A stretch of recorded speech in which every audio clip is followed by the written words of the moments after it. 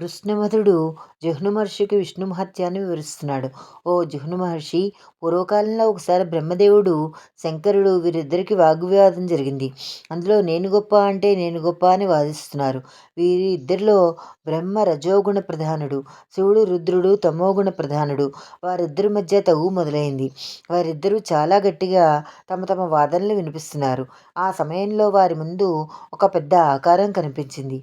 ఆ ఆకారాన్ని ఇద్దరూ వీక్షిస్తున్నారు. అది ఎక్కడి నుంచి ప్రారంభమైందో, ఎక్కడ ఉన్నదో, దాని మొదలు చివర అంత అది ఆది అంతము ఎక్కడున్నాయో తెలియడం లేదు. అది కొన్ని వేల కోట్ల సూర్యకాంతులతో ప్రకాశిస్తున్నది. దానికి అనేక ముఖాలు ఉన్నాయి. లెక్కలేనన్ని పాదాలు చేతులు ఉన్నాయి. అది జగత్తంతా ఉన్నట్లుగా ఉంది. ఆ రూపం ఏదో వారిద్దరికీ అర్థం కాలేదు. ఆలోచించగా అది విష్ణు రూపము అని రూఢీ చేసుకున్నారు. బ్రహ్మ శివుడు ఇద్దరు ఆ విష్ణు రూపం యొక్క చెవుల్లో ఉన్నారు. అనంతమైన ఆ రూపాన్ని చూశాక వారిద్దరూ ఒక నిర్ణయానికి వచ్చారు. అదేమిటంటే, ఆ రూపం యొక్క ఆది అంతాలు తెలుసుకోవడం, దాని యొక్క మొదలు శివుడు, చివర బ్రహ్మ కనుక్కునేటట్లుగా ఒప్పందం కుదిరింది. ఆది అంతాలు కనుక్కునేవారే గొప్పవారు. ఈ విషయానికి బ్రహ్మ శివుడు ఇద్దరూ అంగీకరించారు. మొదలు శివుడు క్రిందకు వెళ్ళాడు. అంతము కనుక్కోవడానికి బ్రహ్మదేవుడు పైకి వెళ్ళాడు. వాళ్ళు అలా వెళ్తున్నారు. కాలచక్రం తిరుగుతోంది. సంవత్సరాలు గడుస్తున్నాయి. ఆది అంతాలు మాత్రం తెలియడం లేదు. అప్పుడు బ్రహ్మ శివుడు ఇద్దరూ అనంతమైన ఈ రూపమే సృష్టి స్థితి లయలు చేయగలిగినవి. ఇదే కాలస్వరూపము. ఈయనే సర్వేశ్వరుడు, స్వయం ప్రకాశి. అన్ని ప్రాణాలకు అంతరాత్మ ఇతడే. ఆయన ఈయన అందరికన్నా గొప్పవాడు. మనకన్నా కూడా చాలా గొప్పవాడు. ఈయన ముందు మనం చాలా తక్కువ అని భావించి ఆయన్ని పరిపర విధాలా స్తుతించారు. హే విష్ణోనంతమూర్తే తనఘన నిఖిలాకరం మధ్యస్వరూపం సర్వాధారం సురేశం దినపతి హుత భుక్కోటి సూర్యప్రకాశం అవ్యా అవాభ్యామ్రత అవాభ్యామత్ర దృష్టం సకలముని మబ్జాయతాక్షం చిద్రూపం స్వాత్మ సక్త్వాకురు నిఖిలగురో స్వస్వరూపం త్విదానీం నమస్తే విశ్వాత్మన్ విధిహర సురేంద్రాది విబుధై త్రయీసహస్రలాపై నిగదిత నవాం ఘ్యంబుజ యుగం పరం మంత్రం యంత్రం పరమ పదబీజం స్మరతి యః ససాక్షాత్సారూప్యం వ్రజతి తవ దేవేశ సతతం త్రిలోకకర్తా భువనస్య భర్త హరే మహాద్రూప మనేకతేజః గురూణాం వరదోవరాణాం మహార్ణవాంబూపల జప్త్వమేవ త్రిదేవ దేవాసుర రాజయష్ట శిష్టేష్టతుష్ట త్రిదివే నిపుష్ట దృష్టామృత స్వాద్యమితాసు పాణిః సురాసురాణమఖిలేశ్వర రస్త్వం లక్ష్మీపతిస్వంతు సుగుహ్య గోప్త గుహాశయ పంకజపత్రనేత్ర త్వం పంచ వక్త్రశ్చ చతుర్ముఖశ్చ చరాచరేశే భగవన్నమస్తే సృష్టిం విశాలాం సృజసి త్వమేవ చైశ్వర్యవాన్ సర్వగుణశ్చ దేవ త్వమేవ భూర్భూరికృత ప్రవేశః దధాత్యభూతం విదధాసి యత్తత్ త్వమగ్నిసూర్యౌ పవనస్త్వమేవ యయో భవాన్ వైశ్రవణస్త్వమేవ త్వమేవ శక్ర సురలోకనాథః నాదాధిమస్త్వం భగవాన్ నమస్తే పరం పరాణాం పరమం పవిత్రం పురాణకర్తారమనంతమాశ్రయం వేదమాహుః కవయః సుబుద్ధ్వా నమోऽస్తుతే పన్నగ వైరికేతో వేదస్య దిగంతరాళం యష్టాసురస్థానమపి త్వమేవ కర్మాణనంతాని సుఖప్రదాని రుచశ్చ నిగమాశ్చ సర్వే నదీషు గంగా హిమవాన్నగేషు మృగేషు సింహో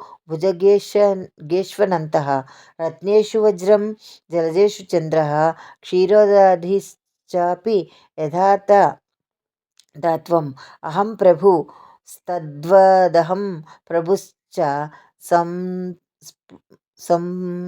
స్పర్ధ మానౌ బహువర్షవాదం తస్మాదానీం పరిహర్తుమేవం స్వయం ప్రభుస్వం కరుణైకరాశి దేవాత్రతా ధర్మ దర్శన బుద్ధి రాసీత్ హరే కృపాళో భగవ నమస్తే భగవన్నమస్తే తూర్ణం జగన్నాథ మహత్స్వరూపం భూత్వా పునః శ్యామ్య వపు ప్రసిద్ధ. ఈ రకంగా బ్రహ్మదేవుడు శివుడు చేసిన స్తోత్రానికి ముగ్ధుడై నారాయణుడు వారితో ఈ విధంగా అన్నాడు: ఓ బ్రహ్మదేవ, ఓ ఈశ్వర, ఎవరు గొప్ప అనే విషయం మీద మీరిద్దరూ తగువ పడుతున్నారు. మీరు తగాదా పరిష్కరించడానికి నేను ఇక్కడికి ఈ రూపంలో వచ్చాను. మీరిద్దరూ నా విరాట్ రూపాన్ని తెలుసుకోలేకపోయారు. కాబట్టి మీరిద్దరూ గొప్పవారు కాదు. ఈ విషయం మీరు గ్రహించారు. ప్రశాంతమైన చిత్తంతో నిష్కలమైన మనస్సుతో నన్ను ప్రార్థించారు. త్రిగుణాలు అంటే సత్వ రజస్ తమో గుణాలు ప్రకృతి వల్లనే జన్మించాయి, ప్రకృతి వల్లనే వృద్ధి చెందుతున్నాయి. వాటికి లోబడిన వారు వాటిని గ్రహించలేరు, యథార్థాన్ని గ్రహించలేరు. వీటిలో సత్వగుణం స్వయం తత్వం కలిగి ఉన్నది. అది ఏ రకమైన మలినాలను కూడా లేకుండా నిర్మలమైనది. సత్వగుణం వల్లనే ఆత్మకు శమధమాదులు, అహింస, ఓర్పు, శాంతము కలిగిస్తాయి. దానివల్ల మోక్షం ప్రాప్తిస్తుంది. రజోగుణము రాగద్వేషాలను పెంచుతుంది. అంతేకాకుండా ప్రాణికోటి యందు కర్మల పట్ల ఆసక్తిని కలిగిస్తుంది. పరమాత్మను గురించిన జ్ఞానాన్ని కప్పేస్తుంది. అంటే పరమాత్మ గురించి తెలియకుండా చేసి ఇహలోక పరలోకాలను ఆలోచింపజేస్తుంది. తమో గుణము జ్ఞానాన్ని ఆవరించి కనపడకుండా చేస్తుంది. పరమాత్మను గురించిన జ్ఞానాన్ని కప్పేస్తుంది. అంటే పరమాత్మ ఎదురుగా కనిపించినా అతన్ని గుర్తించలేము. అద్దం మీద దుమ్ము పడితే ఎలా ఉంటుందో కల్మషమైన హృదయం కూడా అలాగే ఉంటుంది. అద్దం మీద దుమ్ము తుడిస్తే ప్రతిబింబం స్పష్టంగా కనిపిస్తుంది. అలాగే నిష్కలమైన హృదయంలో భగవంతుడు నాట్యం చేస్తాడు. మనస్సును అజ్ఞానం కప్పివేస్తే పరమాత్మను సరిగా గుర్తించలేము. పరమాత్మ ఎదురుగా వచ్చినా గుర్తింపు కార్డు అడుగుతాము. అందుకే భగవంతుని ఎప్పుడు అజ్ఞానపు చీకట్లను పారద్రోలి జ్ఞానజ్యోతులు చేయమని ప్రార్థించాలి. ఓ దేవతలారా, అజ్ఞానం వలన నిద్ర, ప్రమాదము, అలసత్వము, గర్వము వంటివి పడచూపుతాయి. ఇవన్నీ అవలక్షణాలు మానవుణ్ణి పతనం చేస్తాయి. మీలో ఉన్న రజోగుణ తమోగుణాల వల్లనే మీలో ఎవరు గొప్ప అనే వాదనకు దిగారు. ఈ జగత్తులో మొదటిగా ఏమీ లేదు, అంతా శూన్యం. ఇంకా పంచభూతాలు కూడా ఏర్పడలేదు. ఆ సమయంలో ఒంటరిగా ఉన్న శ్రీ మహావిష్ణువు సృష్టి చేయాలి అనుకున్నాడు. అప్పుడు ఒక బంగారపు ముద్ద పుట్టింది. ఆ గుడ్డు నుంచే వేరు రూపాలు వచ్చాయి. ఆ త్రిమూర్తులు కూడా ఏర్పడ్డారు. వీరిలో బ్రహ్మదేవుడు జగత్తును సృష్టిస్తాడు. విష్ణువు బ్రహ్మ సృష్టించిన జగత్తును పోషిస్తున్నాడు. రుద్రుడు లయం చేస్తుంటాడు. ఈ పనులు చేయడానికి త్రిమూర్తులు వేరు రూపాల్లో అవతరించారు. వారు నిర్వహించే పనులను బట్టి గుణాలు కలిగాయి. త్రిమూర్తులు ముగ్గురు ఆ అండము నుంచే పుట్టారు. మరి వారిలో తేడాలు ఎలా ఉంటాయి అంటూ నారాయణుడు బ్రహ్మకు, శివుడికి పరమేశ్వర తత్వాన్ని వివరించాడు. తర్వాత బ్రహ్మను చూచి, ఓ బ్రహ్మదేవ, సృష్టి విషయంలో సర్వ స్వతంత్రుడువు. అన్ని ప్రాణాలను ఒక చేతితో సృష్టించావు. దేవతల్లో మొదటివాడవు నీవు. నీ నుంచే వేదాలు ఆవిర్భవించాయి. యజ్ఞాలకు అధిపతి నీవు. స్వయంగా పరమేశ్వర దర్శనం చేసిన వాడవు. నాభికమలంలో ప్రాతకాల సూర్యుడిలాగా ప్రకాశిస్తున్నావు. ఒకడుగా ఉన్న పరమాత్మ అనేక రూపాలు పొంది, ఓ బ్రహ్మదేవ, నీవు నేను ఒక్కటే, ఇద్దరికీ తేడా లేదు. నువ్వు కూడా దేవతలందరికీ పూజనీయుడువు. మనకి ఎక్కువ తక్కువలు లేవు. అందరూ ఒకటే, అంతా ఒకటే. వెళ్ళి నీ కర్తవ్యాన్ని నెరవేర్చు, సృష్టి కార్యక్రమం చెయ్యి అన్నాడు. ఆ అదృశ్య రూపంలో వచ్చిన పరమేశ్వరుడైన శ్రీ మహావిష్ణువు. మాఘమాసము 20వ అధ్యాయం సంపూర్ణం.